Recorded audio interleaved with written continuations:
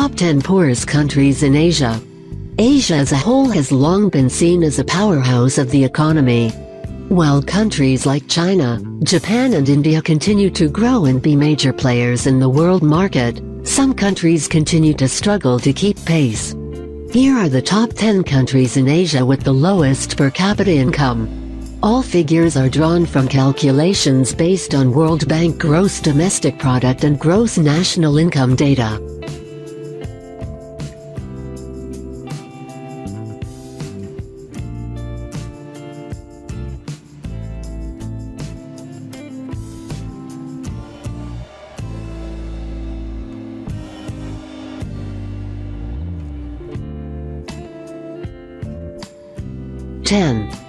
Cambodia, $2,600. The 70th most populated country on the planet also happens to be one of the poorest. While home to beautiful landscapes and the heritage site of Angkor Wat, the primary interest in Cambodia is a workforce. Businesses, especially those in the clothing manufacture business, flock to Cambodia as the cost of labor is among the cheapest in the world. This poverty is further compounded by a history of war, genocide, and a heavy reliance on sustenance farming.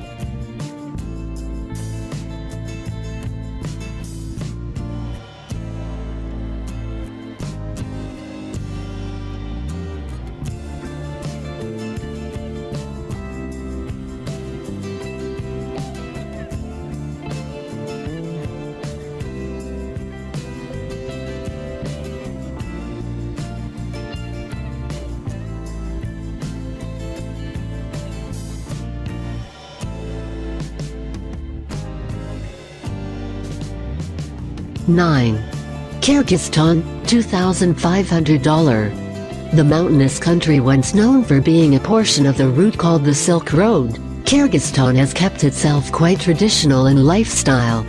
Agriculture makes up nearly a third of the GDP, and forestry, namely the harvesting of walnuts, is also an important economic factor.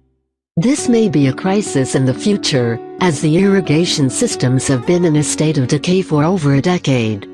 As a past member of the Soviet Union, the central government still exerts control over the small mining enterprises throughout the nation, even while the state transitions to a free market economy.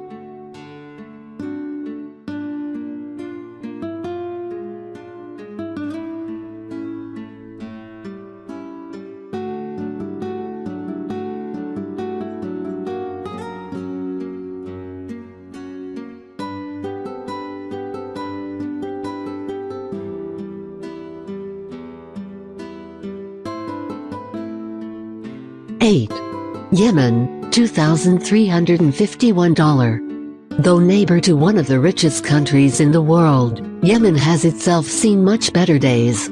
Often cited as having a government unique in being openly corrupt, there is also open corruption in the private sector that translates to an excessive pay gap between wealthy and poor.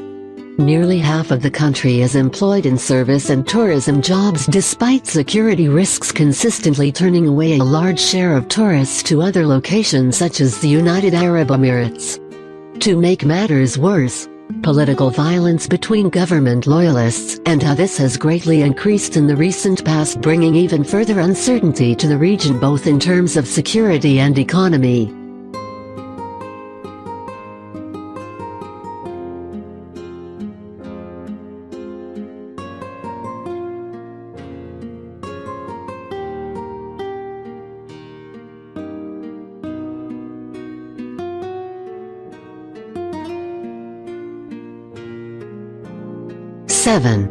Tajikistan, $2,300. A country with a history rich in culture, but not always wealthy in terms of liquid assets.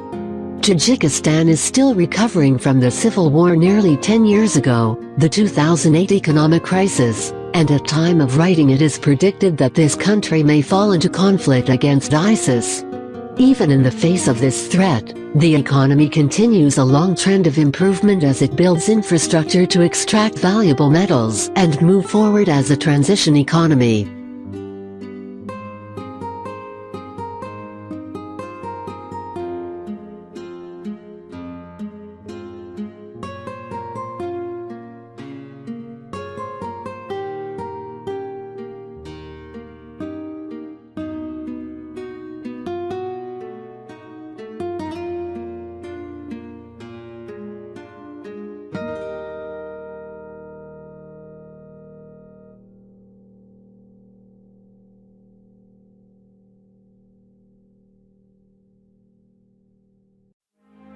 6. Papua New Guinea, $2,250. Despite being the sixth fastest growing economy from 2011 to 2015, New Guinea has yet to cash in on large mining opportunities. Nearly 40% of the population live through sustenance farming, and don't directly contribute to the economy. Furthermore, these groups enjoy unique protections under the national constitution to preserve the many cultures present. New Guinea, while not the strongest economically, has perhaps the most diversity per square kilometer. Blending Commonwealth, Asian and Pacific Island cultures and values, it remains a peaceful society despite containing a large number of languages and ethnic variation.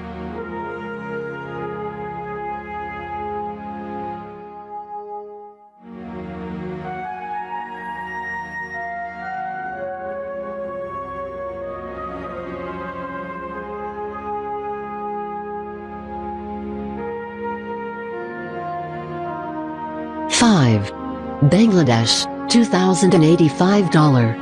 Bangladesh is a country of contradiction. Despite being among the largest producers of rice and tea in the world and one of the largest banking sectors in Southeast Asia, the average income of its citizens is among the lowest in the world. This can partly be attributed to the past 40 years, which have seen all manner of small-scale, but economically debilitating rebellions. This is particularly ironic, as Bangladesh is the single biggest contributor to United Nations peacekeeping forces and as of 2015 was rated as the most peaceful nation in Southeast Asia.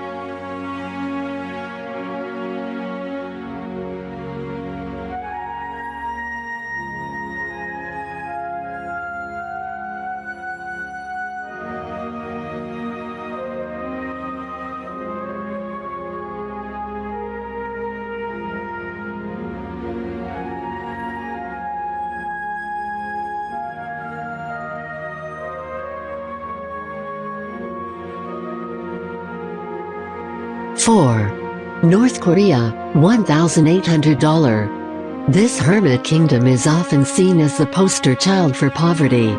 With the average citizen making less than $15 a week through normal economic channels, the black or gray markets are the primary sources of income for most. This of course means that a vast number of citizens are subject to inconsistent paychecks as a result of government crackdowns and the inevitable need to pay bribes to continue to exist. In defense of North Korea, they at least nominally have a public food distribution system that reportedly sustains 70% of the country when famines aren't present. While exceedingly poor at present, it is thought that there is an abundance of metal resources. With adequate infrastructure, it is estimated the value of these metals could be between $4 trillion to $6 trillion.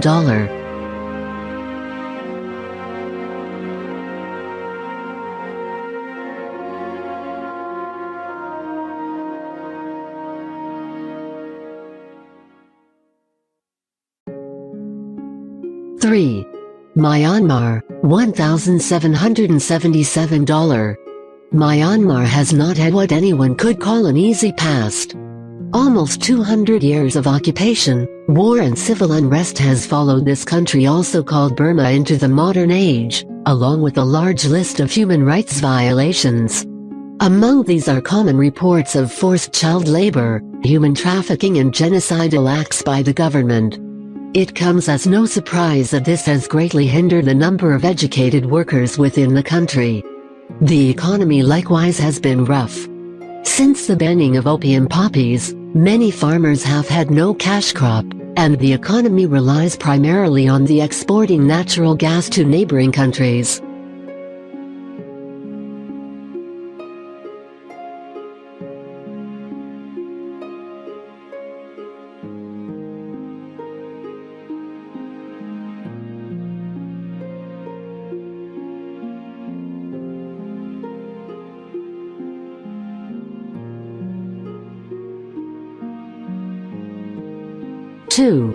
Nepal, $1,500. Even before the earthquake disaster of 2015, Nepal was already a place where health as well as poverty were major concerns.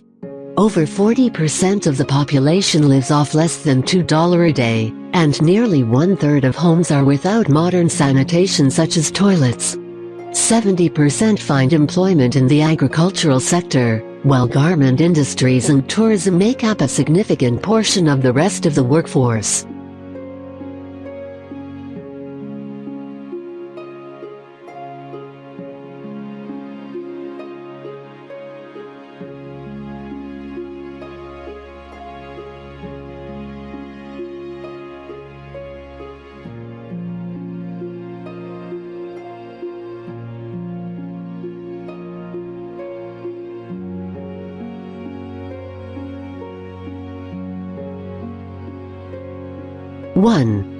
Afghanistan, $1,100.